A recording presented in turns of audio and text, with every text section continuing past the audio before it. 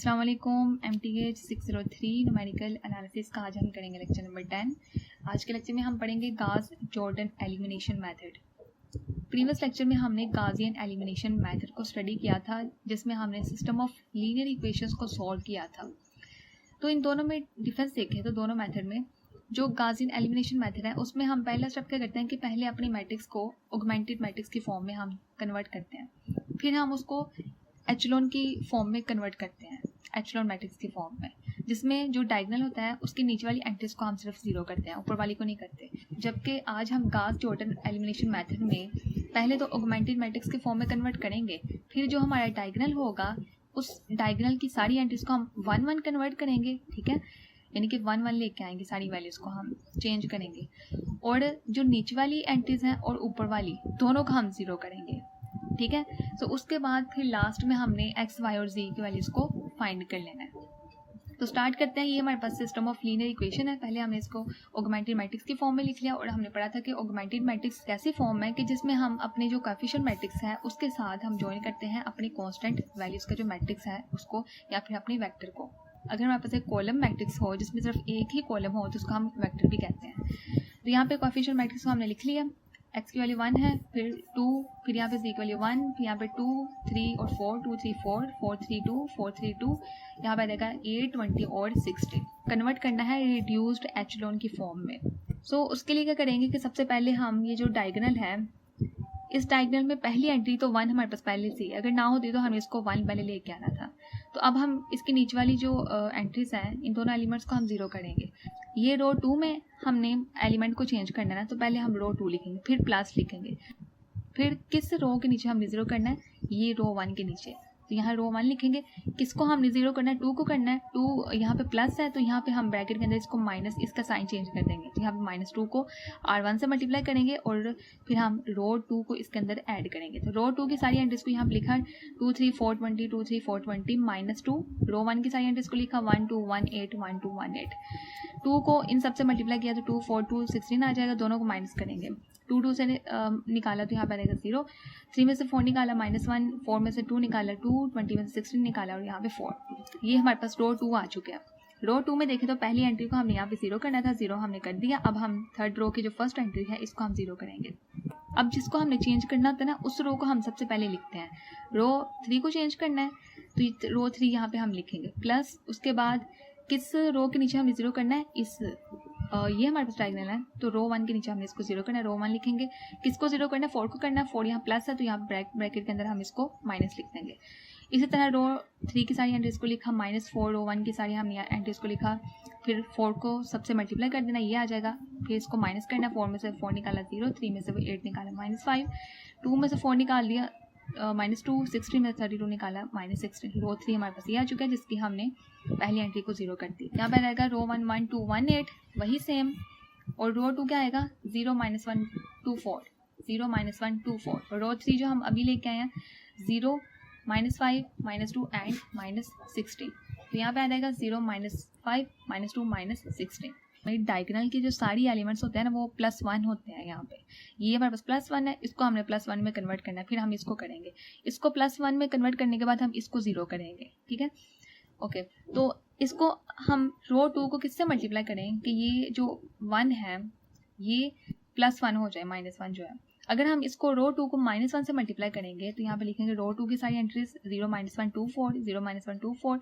इसको अगर हम मल्टीप्लाई करेंगे -1 से तो यहाँ पे आ जाएगा 0, यहाँ आ जाएगा 1, यहाँ आ जाएगा -2 और -4 से मल्टीप्लाई हुआ तो -4। अब इसको इस रो 2 को हम लिखेंगे रो 1, रो 3 यहाँ पे सेम होगी, रो 2 हम चेंज करेंगे, 0, -1, -2 और -4 हम यहाँ पे लिख देंगे। तो अब यहाँ पे हम अपने डायगोनल को देखें तो चेंज हो चुका है, यहाँ पे पहले -1 था, अब यहाँ पे +1 हो चुका है। अब हम इसको 0 करेंगे, नीचे वाली को। इस एलिमेंट को 0 करने के लिए हमने किसको 0 करना है, थर्ड रो को। तो यहाँ पे लिखेंगे रो 3 प्लस किसके नीचे हमने करना है, ये डायगोनल है, इस सेकंड रो के नीचे हम इसको 0 लेके आना है तो रो 2 लिखेंगे। किसको 0 करना है, +5 को 0 करना है तो 5 का हम साइन चेंज करके लिखेंगे, माइनस है तो यहाँ पे हम प्लस लिखेंगे। रो 3 के सारे एलिमेंट को लिखा +5, रो 2 के सारे एलिमेंट को, 5 को इन सारे एलिमेंट्स से मल्टीप्लाई कर देना है, ये आ जाएगा। इन दोनों का अब हमने प्लस कर देना है। ये रो 3 अब हमारे पास आ चुके हैं। अब हमने रो 1, 2 को एज इट इज लिखना है, रो 3 अब हमने ये वाली लिखनी है। यहाँ पे रो 3 में आ जाएगा 0 0 -12 और -36 आ जाएगा। डायगोनल के नीचे वाली तीनों एंट्री 0 हो चुकी हैं, लेकिन इस डायगोनल में देखें तो थर्ड जो एलिमेंट है इसको भी हमने 1 लेके आना है, 1 में कन्वर्ट करना है। तो क्या करें रो 3 के साथ कि यहाँ पे 1 आ जाए। अगर तो रो 3 को हम -12 से डिवाइड करेंगे तो यहाँ पे हमारे पास 1 आ जाएगा। इन सबको अगर हम 12 से डिवाइड करें -12 से, इसको भी -12 से डिवाइड करें, इसको भी -12 से डिवाइड करें, ये -12 ये -12 तो कट जाएगा, तो यहाँ पे 1 आ जाएगा। बाकी 0 को हम जिससे भी डिवाइड करते हैं वो 0 रहता है, 0 को इससे डिवाइड करें तो 0 ही रहेगा। यहाँ पे -36 को डिवाइड करें अगर -12 से तो हमारे पास आ जाएगा 3, माइनस से कैंसिल आउट हो जाएगा, 12 1 से 12, 12 3 आर 36। तो यहाँ पे जो नया थर्ड रो हमारे पास आएगी वो आएगी 0 0 1 और 3, 0 0 1 और 3। रो 1 2 सेम लिखेंगे और रो 3 हमारे पास आ गई 0 0 1 3। तो इस डायगोनल में तीनों एलिमेंट्स 1 आ चुके हैं, नीचे वाली एंट्रीज को हमने 0 कर दिया है। अब हमारा स्टेप क्या होगा कि ऊपर वाली जो तीनों एंट्रीज हैं इन तीनों का हमने 0 करना है। इसको पहले 0 किया है तो रो 2 को हमने जो है वो चेंज करना है। पहले हम यहाँ पे लिखेंगे रो 2 प्लस, अब किस रो के ऊपर इस डायग्राम में देखें तो रो 3 के ऊपर हमने चेंजिंग करनी है ना, तो रो 3 लिखेंगे। किसको चेंज करना है, 2 को चेंज करना है। तो ये -2 है, इसका साइन चेंज करके हम +2 को मल्टीप्लाई करेंगे रो 3 को, ठीक है, +2 को मल्टीप्लाई करेंगे रो 3 को, फिर इसमें प्लस करेंगे रो 2 को। रो 2 की सारी एंट्रीज को लिखा +2 मल्टीप्लाई करेंगे रो 3 के सारे एलिमेंट से 2 को, इन सबसे मल्टीप्लाई किया, ये आ गया, इनको प्लस किया तो रो 2 हमारे पास आ जाएगा 0 1 0 2। थर्ड एंट्री जो है रो 2 की 0 आ चुकी है, तो हमें रो 2 की थर्ड एंट्री को 0 लेके आना था, तो 0 आ चुका है यहाँ पे। अब हमने इन दोनों को 0 करना है, तो ये दोनों फर्स्ट रो में है, तो हम पहले क्या लिखेंगे, सबसे पहले अगर हमें इसको चेंज करना है तो पहले हम लिखेंगे रो 1, फिर प्लस करेंगे और उसके बाद डायगोनल में देखें तो रो 2 के ऊपर हमने चेंज करना है ना, तो हम यहाँ पे लिखेंगे रो 2।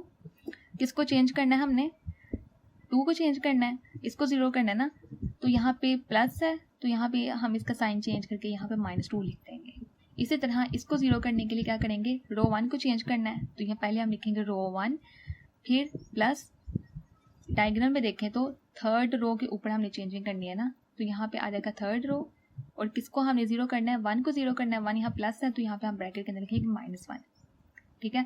तो इस तरह इसको हम सॉल्व करेंगे तो यहाँ पे 0 आ जाएगा, इसको हम सॉल्व करेंगे तो यहाँ पे भी 0 आ जाएगा। यहाँ पे देखिए सेम वही प्रोसेस, इसको सॉल्व किया तो यहाँ पे आ जाएगा रो 1 हमारे पास ये आ चुकी। इसी तरह फिर इसको सॉल्व किया तो यहाँ पे रो 1 हमारे पास ये आ जाएगी। ये जो हमारे पास न्यू रोज आई हैं इनको हम मैट्रिक्स में लिख लेंगे।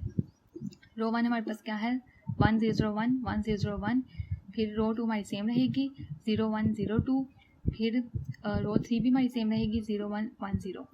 इस डायगोनल की सारे एलिमेंट्स को हमने 1 कर दिया, ऊपर वाली हमने सारे एलिमेंट्स को 0 कर दिया, नीचे वाले सारे एलिमेंट्स को हमने 0 कर दिया। अब लास्ट स्टेप हमने करना है कि x y z तीनों वेरिएबल्स की वैल्यूज़ को हमने निकाल लेना है। ये हमारे पास x की वैल्यू है 1x, तो x की वैल्यू किसके इक्वल होगी 1 के। फिर इसी तरह x की वैल्यू है 0 है, y की वैल्यू क्या आ जाएगी यहाँ पे 2, यहाँ पे x y दोनों 0 हैं, तो यहाँ पे z की वैल्यू आ जाएगी 3। तो यहाँ से एक बार मैट्रिक्स को हम रिड्यूस्ड एचरोन की फॉर्म में कन्वर्ट कर लेना तो फिर बहुत इजी होता है, एक्स वाई जी की वैल्यूज़ को डायरेक्ट हमें मिल जाती है यहाँ पे, वरना हमें सॉल्व करना पड़ता है। तो एक्स वाई जी की वैल्यू यहाँ पे आ गई 1 2 और 3। ओके, नेक्स्ट हम इसी लेक्चर का जो मेथड है उसको पढ़ेंगे, क्राउड्स रिडक्शन मेथड। ये हमारे पास एग्जांपल है, ये हमारे पास सिस्टम ऑफ लीनियर इक्वेशंस है और हमने क्राउड रिडक्शन मेथड को यूज़ करना है और इसको सॉल्व करना है। तो सबसे पहले हम लेट कर लेते हैं कि ये हमारे पास कोएफिशिएंट मैट्रिक्स A है, ये वाला कोएफिशिएंट मैट्रिक्स। यहाँ से हम बनाएंगे कोएफिशिएंट मैट्रिक्स, x1 की वैल्यू यहाँ पे 5 है, x2 की -2, x3 की 1, 5 2 1। फिर सेकेंड इक्वेशन में 7 1 और -5, थर्ड इक्वेशन में 3 7 और 4, 3 7 4। ये हमारा कोएफिशिएंट मैट्रिक्स बन गया जिसको हमने A का नाम दिया।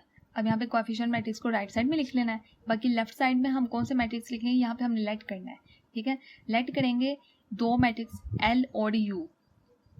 L जो है ये हमारा ऐसा मैट्रिक्स है जो कि लोअर ट्रायंगुलर मैट्रिक्स होगा, और U जो है ये ऐसा मैट्रिक्स है जो कि अपर ट्रायंगुलर मैट्रिक्स होगा।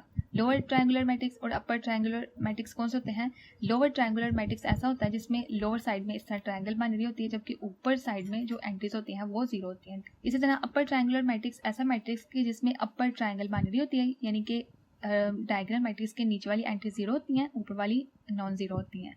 तो ये लेट कर लेना कि ये हमारा जो है लोअर ट्रायंगुलर मैट्रिक्स L है, ये हमारे पास अपर ट्रायंगुलर मैट्रिक्स U है। अब यहाँ पे एंट्रीज तो हमारे पास नहीं है क्योंकि हमने इसको लेट किया हुआ है, तो यहाँ पे हम क्या लिखेंगे, L मैट्रिक्स में L11 यानी कि फर्स्ट रो और फर्स्ट कॉलम, L21 यानी कि सेकेंड रो और फर्स्ट कॉलम, इनके यानी कि एड्रेस हमने लिख लेना है। ठीक है, हर एंट्री को हमने L से लेट कर लेना है और साथ उनका हमने एड्रेस लिख लेना है। L31 यानी कि थर्ड रो और फर्स्ट कॉलम, फिर से तरह यहाँ पे L22 second row second column, L32 third row और second column, L33 third row and third column. इसी तरह U में हमने क्या करना है कि ये डायगोनल को सारा हमने 1 1 लिख लेना है और ऊपर जो वैल्यूज हैं उनके एड्रेस हमने यहाँ पर लिख लेना है। U12 यानी कि first row second column, U13 first row third column, U23 second row and third column. Okay, अगला स्टेप हमने क्या करना है कि ये जो हमारे पास नॉन ज़ीरो एलिमेंट्स हैं, क्योंकि इनका हमें नहीं पता कि यहाँ पे क्या वैल्यूज़ आएंगी, सो इन्हीं वैल्यूज़ को हमने बेसिकली यहाँ पे फाइंड करना है। 1 2 3 4 5 6 7 8 9 टोटल 9 वैल्यूज़ को हमने फाइंड करना है। 6L को फाइंड करना है, 3U को फाइंड करना है। जैसे ही हम इन 9 वैल्यूज़ को फाइंड कर लेंगे तो हम इनमें पुट करेंगे और आगे फर्दर हम इनको सॉल्व करेंगे। तो सबसे पहला स्टेप हमारा क्या होगा कि यहाँ पे L की सारी एलिमेंट्स को फाइंड करना है और यहाँ पे U को हमने फाइंड करना है, तीनों वैल्यूज़ को। तो सबसे पहला स्टेप क्या है कि अगर हम रो 1 जो L हमारे पास मैट्रिक्स है, इसकी सारी रोज को अगर हम मल्टीप्लाई करें by first column of matrix U, इसकी सारी रोज को मल्टीप्लाई करेंगे U के फर्स्ट मैट्रिक्स से, तो हमारे पास क्या आएगा, तो पहली रो को पहले इसे मल्टीप्लाई कर लेते हैं, इसको इससे मल्टीप्लाई किया तो L11 आ जाएगा। और अगर 0 को 0 से मल्टीप्लाई करें तो 0 रहेगा, नहीं लिखेंगे। 0 को 0 से किया तो 0 आएगा, नहीं लिखेंगे। तो पहली रो को पहले कॉलम से मल्टीप्लाई किया तो क्या आ जाएगा, L11 आ जाएगा। सो अगर हम पहले रो और पहले कॉलम में देखें तो ये जो हमारे पास कोएफिशिएंट मैट्रिक्स है, यहाँ हमारे पास वैल्यू क्या आ रही है, first row and first column में क्या वैल्यू आ रही है, 5 आ रही है। तो L11 को हम इक्वल कर देंगे 5 के। इसी तरह अब सेकेंड रो को फर्स्ट कॉलम से मल्टीप्लाई करेंगे, L21 को 1 से मल्टीप्लाई किया तो हमारे पास L21 ही आ जाएगा। बाकी L22 को 0 से करेंगे, 0 को 0 से करेंगे तो 0 आ जाएगा, वो हम नहीं लिखेंगे। सो सेकेंड रो को हमने फर्स्ट कॉलम से मल्टीप्लाई किया तो L21 आया। तो अगर यहाँ पे हम देखें तो सेकेंड रो और फर्स्ट कॉलम में क्या आता है, सेकेंड रो और फर्स्ट कॉलम में क्या वैल्यू आ रही है, 7। तो L21 को हम इक्वल कर देंगे 7 के। इसी तरह थर्ड रो को अब हम U मैट्रिक्स के फर्स्ट कॉलम से मल्टीप्लाई करें तो L31 को 1 से मल्टीप्लाई किया तो L31 आ जाएगा। बाकी L32 को 0 से मल्टीप्लाई किया, L33 को 0 से मल्टीप्लाई किया तो 0 0 आ जाएगा, वो हम नहीं लिखेंगे। तो हमारे पास क्या आया, L31 आया। हमने क्या किया, थर्ड रो को U के फर्स्ट कॉलम से मल्टीप्लाई किया। तो अपने कोएफिशिएंट मैट्रिक्स में अगर हम थर्ड रो और फर्स्ट कॉलम में देखें तो क्या आ रहा है, ये 3। तो हम L31 जो हमें मिला था यहाँ से उसको हमने इक्वल कर देना 3 के। तो 3 वैल्यूज हमें मिल गई। L11 की वैल्यू 5 मिल गई, L21 की वैल्यू हमें 7 मिल गई और L31 की वैल्यू हमें 3 मिल गई। यानी कि इसकी भी वैल्यू मिल गई 1 1 की, L21 की भी मिल गई और 3 1, तीनों की वैल्यूज हमें मिल गई। अब हमने ये तीनों फाइंड करनी है और ये तीनों फाइंड करनी है। स्टेप 2 क्या करेंगे, मल्टीप्लाई करेंगे फर्स्ट रो ऑफ L, ये जो L मैट्रिक्स है इसकी फर्स्ट रो को मल्टीप्लाई करेंगे by the second and third column of U, second and third column of U matrix. क्या करना है, फर्स्ट रो को U के सेकंड और थर्ड कॉलम से मल्टीप्लाई करना है। तो कर लेते हैं। सबसे पहले ये जो फर्स्ट रो है इसको सेकंड कॉलम से मल्टीप्लाई करेंगे U के। L11 को U11 से मल्टीप्लाई किया, L11 और U11 दोनों इकट्ठे आ जाएंगे, L11 और U11। फिर 0 को 0 से 1 से मल्टीप्लाई किया, 0 आ गया। 0 को 0 से मल्टीप्लाई किया तो 0 आएगा, नहीं लिखेंगे। कोएफिशिएंट मैट्रिक्स में देखें तो फर्स्ट रो और सेकंड कॉलम में क्या है, फर्स्ट रो और सेकंड कॉलम में हमारे पास कॉमन एलिमेंट क्या आ रहा है, -2। तो L11 U12 को हम इक्वल कर देंगे -2 से। अब इसी तरह फर्स्ट रो को थर्ड कॉलम से हमने मल्टीप्लाई करना है। तो L11 को U13 से मल्टीप्लाई किया तो क्या आ जाएगा, L11 U13 आ जाएगा। बाकी 0 को इससे मल्टीप्लाई करेंगे 0 आ जाएगा, 0 को इससे करेंगे 0 आ जाएगा। तो क्या आ गया हमारे पास, सिर्फ आ गया L11 U13। फर्स्ट रो को थर्ड कॉलम से मल्टीप्लाई किया तो कोएफिशिएंट मैट्रिक्स में फर्स्ट रो में थर्ड कॉलम में देखें तो क्या कॉमन एलिमेंट आ रहा है, 1 आ रहा है। तो इसको हम इक्वल कर देंगे 1 के। अब हमने यहाँ से इनको फर्दर हमने सॉल्व करना है। U12 इधर ही रखेंगे, L11 यहाँ मल्टीप्लाई हो रहा है और वहाँ जाके क्या हो जाएगा, डिवाइड हो जाएगा, 2 के नीचे चला जाएगा। तो L11 की वैल्यू हमारे पास पहले से ही मौजूद है। हमने क्या फाइंड किया था, L11 की वैल्यू 5। तो इसकी जगह हम यहाँ पे 5 पुट करेंगे तो यहाँ पे हमें U12 की वैल्यू मिल गई -2/5। इसको भी सॉल्व करेंगे, U13 इधर ही रहेगा, L11 वहाँ जाके डिवाइड हो जाएगा। सो L11 की वैल्यू क्या है, 5 है, तो U13 की वैल्यू हमें मिल गई 1/5। अब हमने 1 2 3 4 5 वैल्यूज़ का हमने फाइंड कर लिया। अब बाकी जो रिमेनिंग रह गई हैं उनको हम फाइंड करेंगे।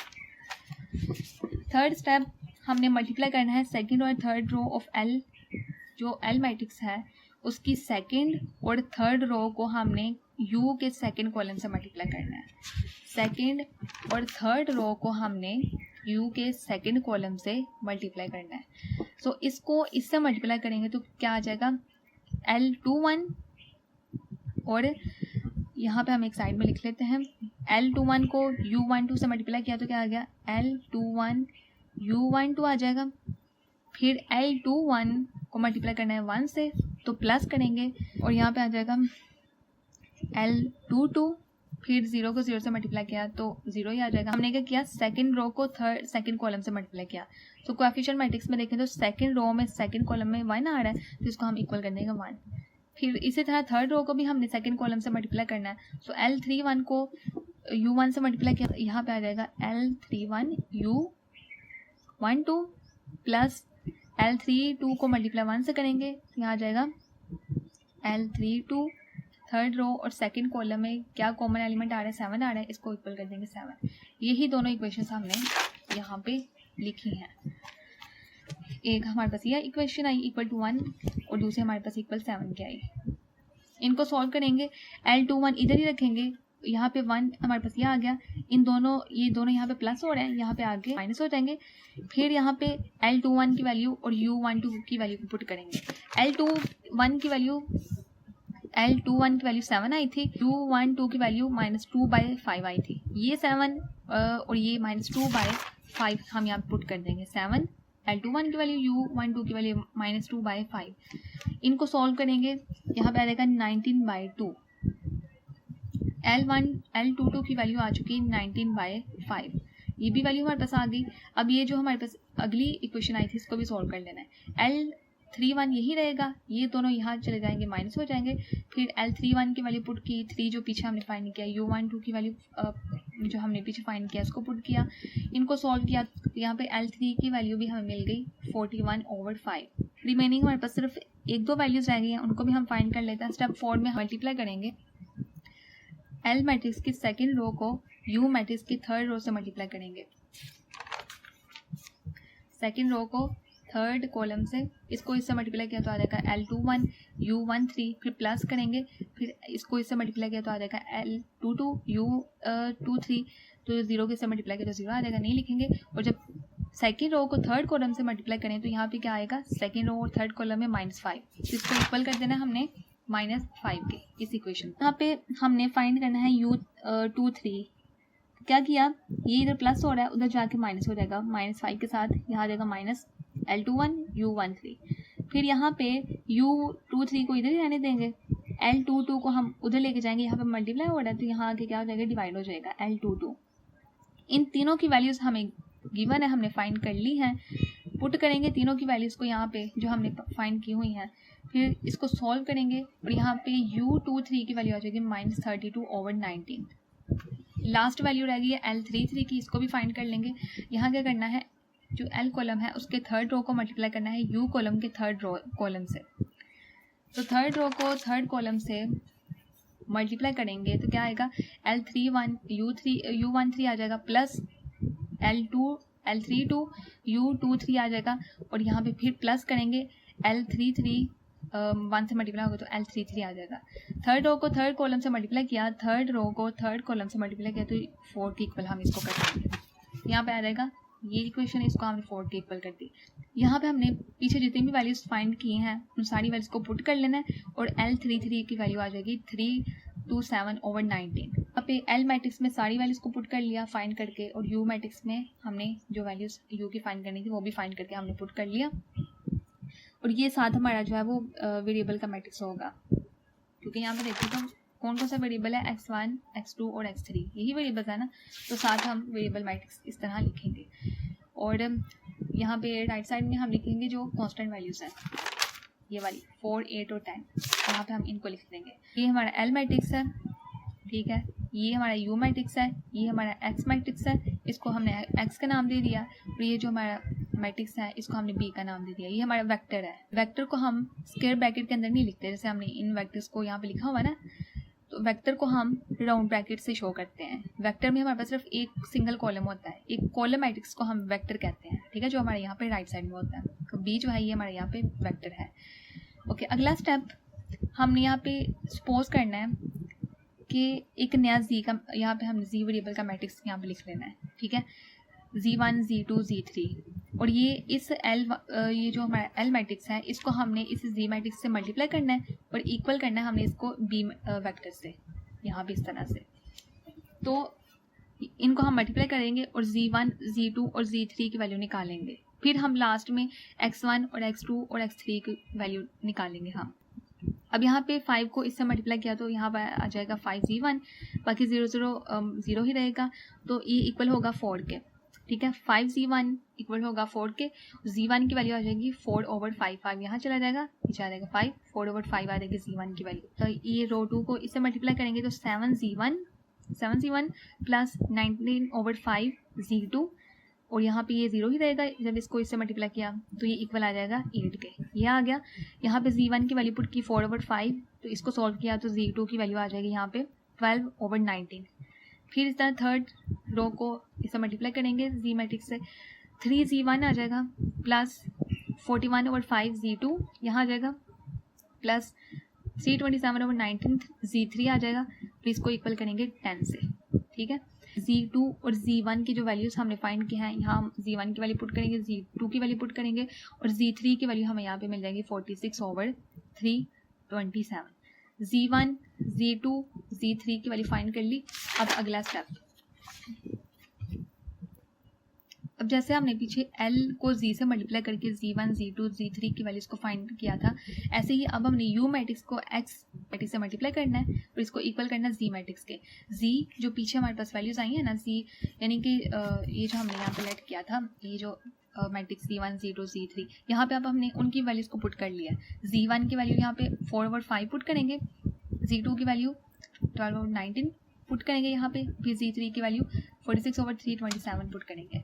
तो अब हमने इस U मैट्रिक्स को मल्टीप्लाई करना है X से और इक्वल करना है इस Z मैट्रिक्स के। यहाँ देखना, ये हमारा U मैट्रिक्स है, तो ये हमारा X matrix, X1 X2 X3 जो हमने अभी फाइंड करनी है वैल्यूज, ये हमारा Z मैट्रिक्स जिसकी वैल्यूज को हमने फाइंड कर लिया और यहाँ पे हमने पुट कर लिया। अब इस रो को इससे मल्टीप्लाई करेंगे तो यहाँ आ जाएगा 1x1 plus -2/5 x2 plus 1/5 x3 equal 4/5। Equation 1 होगी। इक्वेशन 2 इसको मल्टीप्लाई करेंगे, 0 को इससे मल्टीप्लाई किया 0 आ गया, 1 को इससे मल्टीप्लाई किया तो x2 आ गया, -32/19 x3 आ जाएगा। फिर इक्वल करेंगे 12/19 से, इक्वेशन 2 आ गई। इक्वेशन 3 में x1 और x2 दोनों ही पहले से 0 है, और x3 हमारे पास आ जाएगा 1 को इससे मल्टीप्लाई किया, यानी कि इसको इससे मल्टीप्लाई किया 0, इसको इससे मल्टीप्लाई किया 0, इससे मल्टीप्लाई किया तो यहाँ पर आ जाएगा x3। इसको इक्वल करेंगे 46/327 से, ये इक्वेशन 3। सो x3 की वैल्यू तो फाइंड हो चुकी, तो इस x3 की वैल्यू को अगर हम यहाँ पुट करेंगे तो हमें x1 x2 की वैल्यू मिल जाएगी, ठीक है। तो यहाँ पे हमने पुट किया x3 की वैल्यू को इक्वेशन 2 में, तो यहाँ पे x2 की वैल्यू मिल गई 284/327।